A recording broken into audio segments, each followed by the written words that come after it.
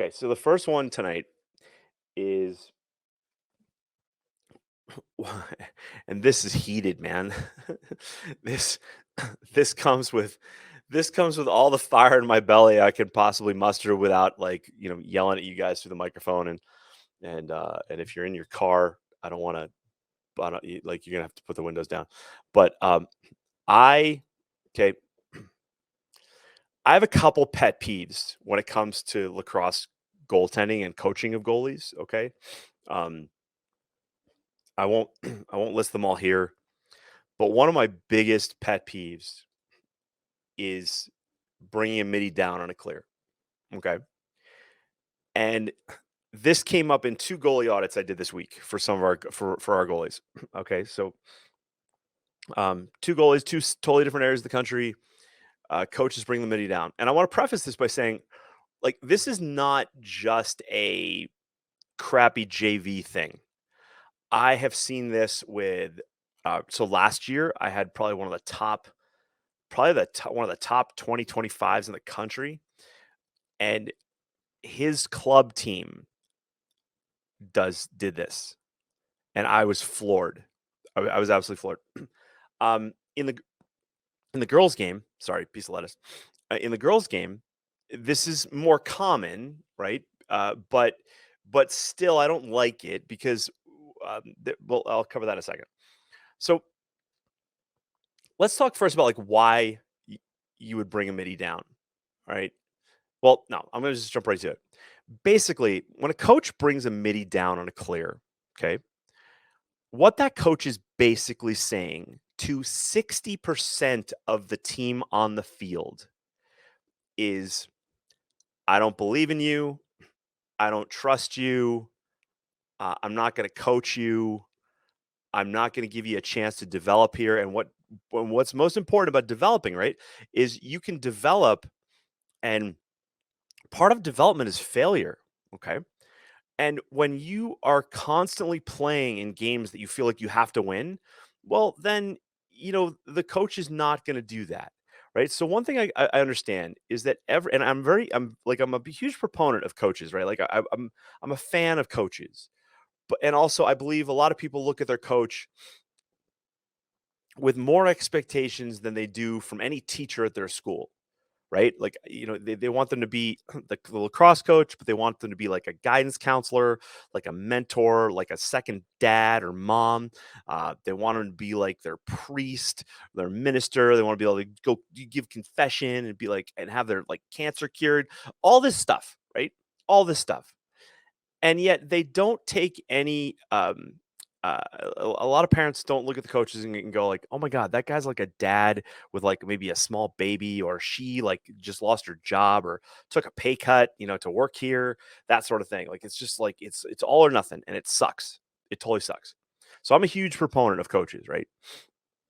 But when coaches do this, what they're basically saying is that, okay, I don't trust the goalie to do anything special. I don't trust all three long poles we have on the field. And oh my god, yeah, get the long stick Middie off because we need to get another shorty on, right? And then the two other middies that are on the field, yeah, whatever. Just get out of the way. We're gonna give it to this kid, and then we're gonna put that kid effectively in most likely a 1-on-6, right? Like so, because if the opposing team understands what's going on, you're gonna do a soft ride where you take all your middies to the midfield stripe. You might sub them off with their middies, whatever, but then you're going to bring your attack all the way back, right, above the D. And now that Middie that came down is most likely going to catch the ball, like even with or deeper than the deepest attackman, right? So closest to the goal in this case.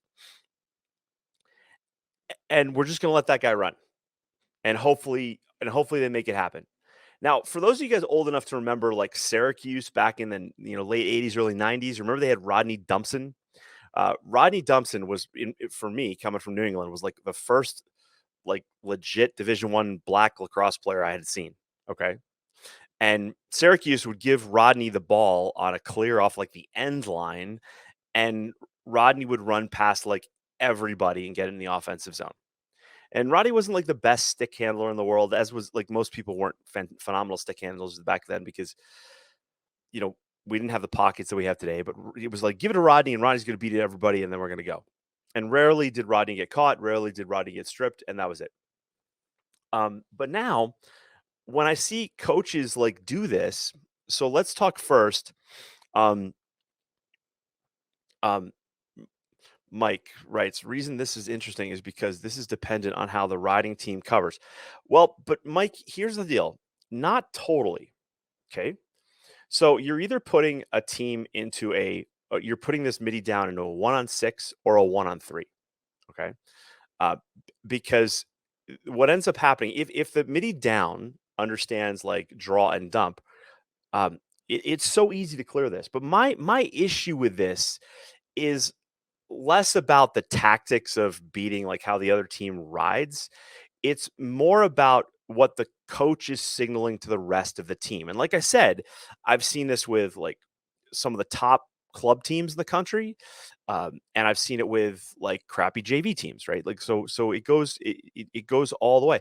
But what the coach is basically saying is that, hey, and we all know this. For those of you guys that coach, you all understand this. I get it. You got 3 long poles and they're like, from the football team and they don't really catch and throw very well. That's why they're playing long pole, which is the dumbest decision ever. But then, then the goalie is now violating like the draw and dump rule, like they're basically just giving to a kid and saying go. And then so what ends up happening over time, right? If your team does this over time, one, your goalie never gets a chance to make decisions. Okay. Let alone the rest of your team. And so what ends up happening too is the long poles just start to know that, oh well, the ball's going to go to Jimmy the MIDI, and I don't have to run I don't have to run outside the numbers now, so I'm going to save my energy and whatever. And you see teams completely shut down.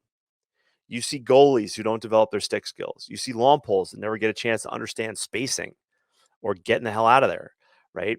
Let alone developing their stick skills. The other two middies on the field end up just kind of running downfield and getting to a spot a lot of times.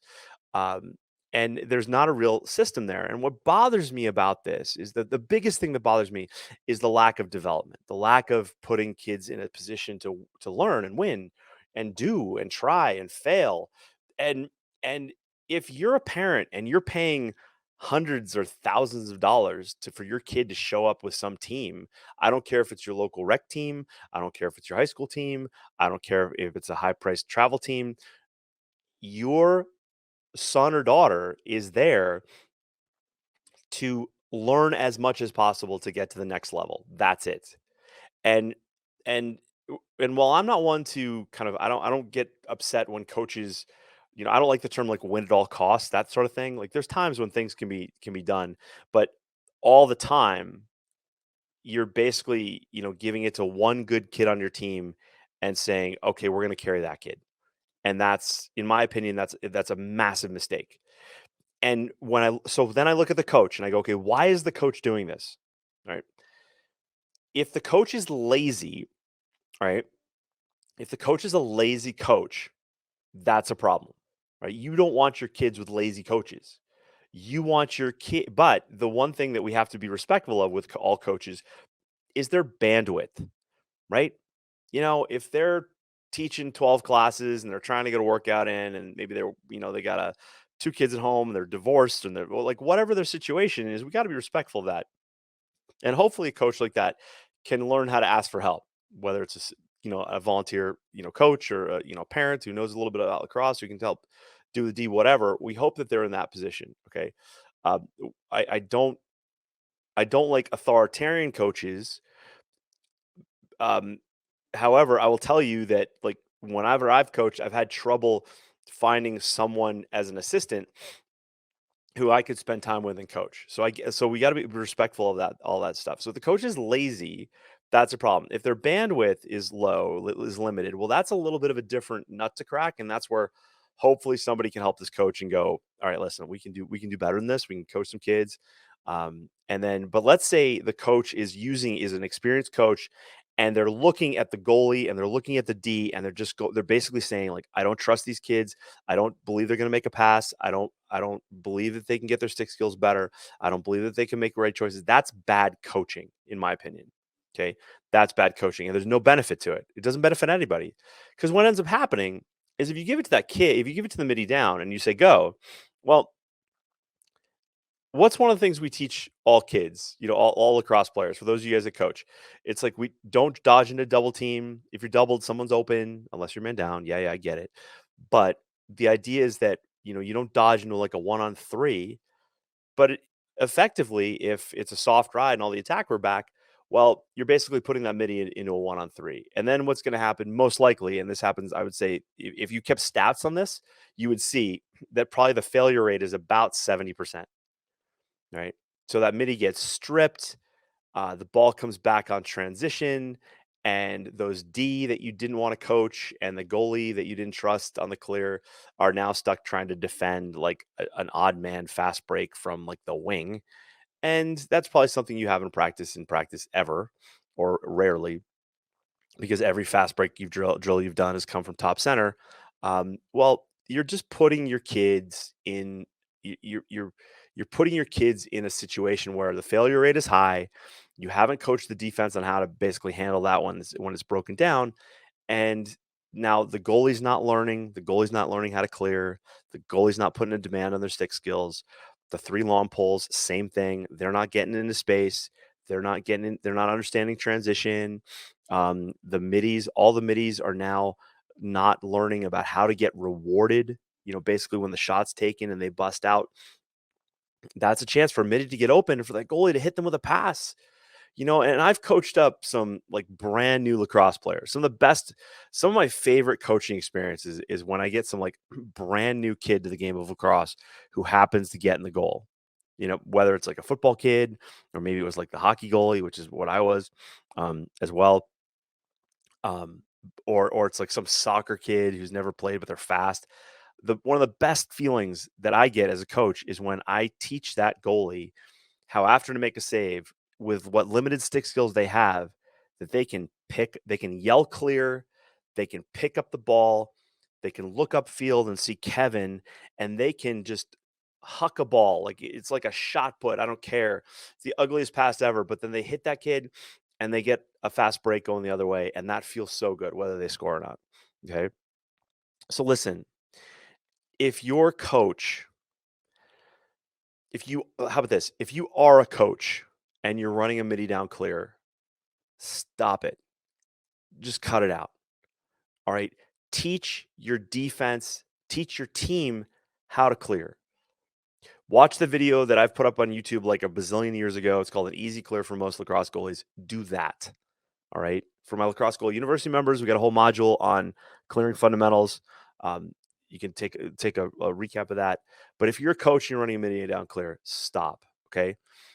If you're not a coach, like, and you've got a coach who's running a middie down clear, I would encourage you, or if you're a parent, I would encourage you to have a conversation with your coach, right? A respectful conversation with your coach that says, "Hey, can we get the goalies and the defense involved in the clear?" Right? And if the coach comes back and says, "You know what? I would love to, but Jimmy can't catch and throw. Trevor is like, a couple fries short of a Happy Meal. Chris is like the dimmest bulb in the box, and none of them can catch and throw."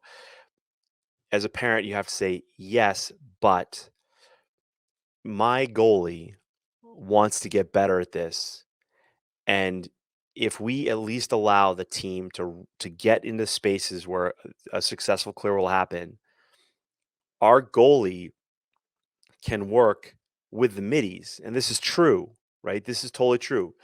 Because what normally happens, and I want you to understand this, is that let's say you got three lumberjacks for defensemen.